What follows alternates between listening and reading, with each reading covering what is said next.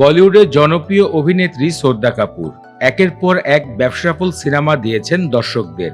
অর্জন করেছেন অভিনয় দিয়ে ভালোবাসা, আশিকি 2, হায়দার, এক ভিলেন, বাঘিনী এবং হরর কমেডি স্ত্রী সহ একাধিক সিনেমা দিয়ে নিজের অভিনয় দক্ষতা প্রকাশ করেছেন শ্রদ্ধা কাপুর।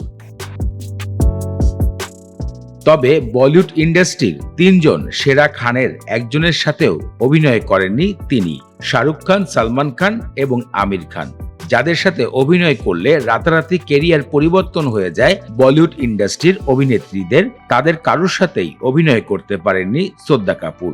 এবার সেই স্বপ্ন পূরণ হয়েছে বলে বলিউড পাড়ায় জানা গিয়েছে।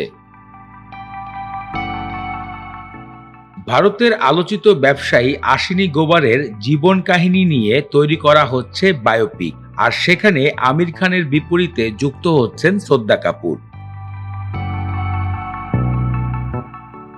গল্পসূত্রে জানা যায়, বিশিষ্ট ব্যবসায়ী অশ্বিনীর জীবনে তার স্ত্রীর মাধুরীর ভূমিকা ছিল অনেকটা গভীরভাবে, কারণ তার ব্যক্তিগত জীবন, ব্যবসায়িক জীবনের সাফল্য সবকিছুই একত্রে মিলেছিল তার স্ত্রীর জীবনে। তাই সেই স্ত্রীর ভূমিকায় অভিনয় করবে এবার শ্রদ্ধা কাপুর এবং বিশিষ্ট ব্যবসায়ী আশিনীর জীবনকে তুলে ধরবেন আমির খান।